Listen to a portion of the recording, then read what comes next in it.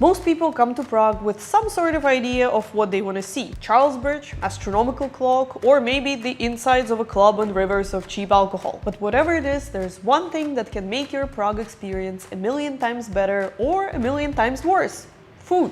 If you have delicious Czech food in your tummy, any most disappointing attraction will seem interesting. But if the food tasted like toilet paper, you are gonna be too hungry to enjoy the city. So in this video, we're gonna tell you about 6 traditional Czech dishes that you can try when you're visiting Prague. We will also give you some suggestions for restaurants, but any self-respecting Czech restaurant will have these dishes on their menu, so you don't need to follow our specific suggestions. Those restaurants are also gonna be the places where we genuinely go eat, so don't expect anything fancy. I'm not paying more than 300 crowns for a meal, you guys. For our first pair of meals, we're visiting U Rudolfina restaurant. We wanted to start with some traditional place first, and this is the place where Czech men and women go to have a beer after their long shift. So to match their badassness, you also have to order a beer when you go there. I once ordered water and they brought me beer instead and kind of laughed at me. So learn from my mistakes. Anyway, now to the actual meal. First one is goulash. You might be thinking, Valerie, but goulash is Hungarian. Well, Hungarian goulash is a soup, and Czech goulash is something else. Czech goulash is chunks of meat in thick onion-based gravy served with knedlíky. Knedlíky is a typical Czech side dish, which is basically sliced fluffy bread that you have to soak in the sauce. Goulash is supposed to keep you full for a long time. The flavor is very rich and meaty. Normally it is made of beef, but in some places you can also try deer goulash. Our second meal is gonna be a great suggestion for vegetarians. Hope you're excited because you're not gonna have a lot of options today, I'm afraid. Czech diet is very similar to the diet of a lion. Meat with more meat, but it's a Czech lion, so he also drinks some beer and eats some bread. Our second meal is called bramborak, also known as potato pancake. Sounds like it's not a lot, but trust me, I struggled with finishing it. Bramborak is made from grated potatoes and topped with vegetables and cheese.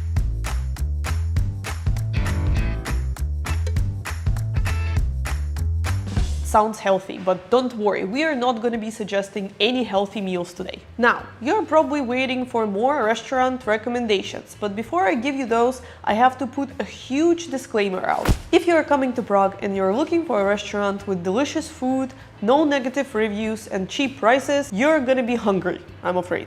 Even though we live here and we know a lot of Czech restaurants, it was kind of hard to pick the ones for this video, because it also depends on a lot of factors. Maybe the cook have changed, or maybe a waiter had a bad mood that day. So please take all of our suggestions with a pinch of salt. So our first restaurant, U Rudolfina, is located in the Old Town. And Old Town is a big historical area which can get quite expensive. Another place that we can recommend in this area is a restaurant called U Dvou Koček.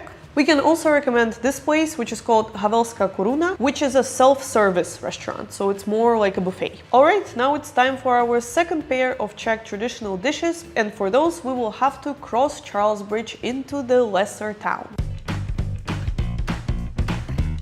We originally wanted to visit a very famous Czech restaurant called Ugla v Bicu, but it is really busy, so we couldn't even get a table. This is partially because of how the restaurant is so famous, and also because it was Saturday, so everybody had booked in advance. But maybe that was a good thing, because the prices are not the cheapest. We also walked all the way up to the Prague Castle, because right on the Prague Castle district square there's this famous restaurant called Kuchyň, which is quite bougie as well, and it was packed, so we ended up going somewhere else. It is a bit of a climb, as you have to go up Nerudova Street, but it's absolutely worth it, because right in the house where Jan Neruda, a Czech poet, used to live, is this restaurant. It's called U Dvou Sluncu, or At Two Suns, and it's a traditional Czech restaurant with a lot of great options for you guys and cheap prices.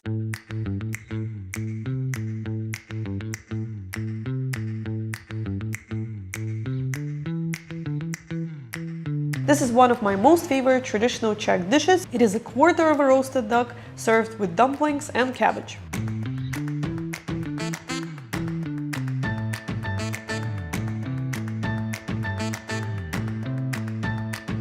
We also got fried cheese. And again, this is another great option for vegetarians. And yes, if it's a vegetarian option, it doesn't mean that it's healthy, because this is basically a huge chunk of cheese, deep fried, with French fries and mayo.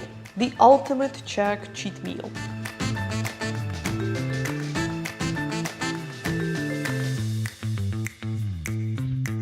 But if you already went all the way to the Prague Castle, you can also try going into Strahov Monastery Brewery, because it's not just a brewery, they also have a restaurant there, and we already went there in one of our previous videos. Okay, it looks like we already ate whatever we could in the lesser town. Now it's time to visit the new town.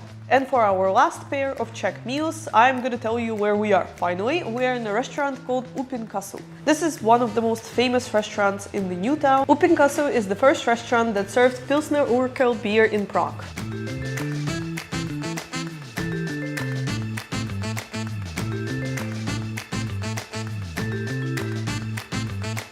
And finally, guys, we are trying the meal of all Czech meals, svíčková. Any self-respecting traditional Czech restaurant should have this meal on the menu. Svíčková is the name of the sauce. It is made of root vegetables and heavy cream, and then the sauce is poured over the beef cut and served with dumplings. So these are the regular dumplings. And you can also see that they served it with a bit of a jam and a lemon. Sometimes they also add whipped cream that can freak out certain tourists in Prague, but this is how we eat it. And you're supposed to kind of mix it in with the sauce and eat it all together. Okay, let's enjoy it.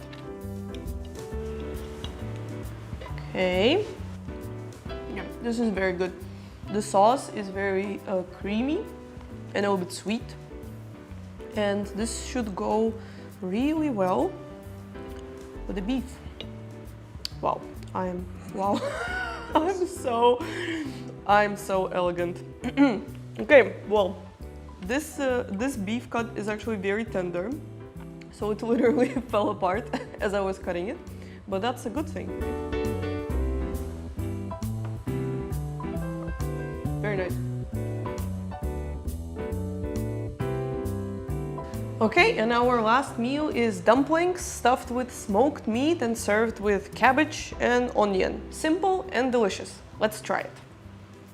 It's probably the best dumplings with stuffed meat. No, that's probably best dumplings stuffed with meat that I've had. These are also potato dumplings, so they're not the dumplings that you, for example, have here in svíčková. So they're a bit more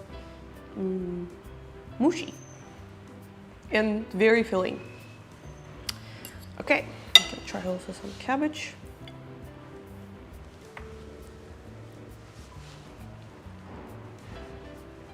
Very nice, and also with the crunchy onions on top. Makes it a little bit more different.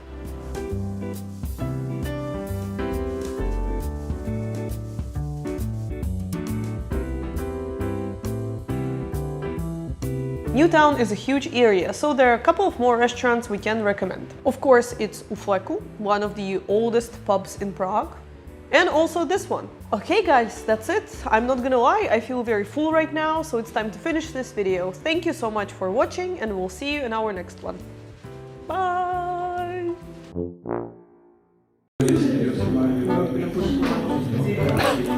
What she said.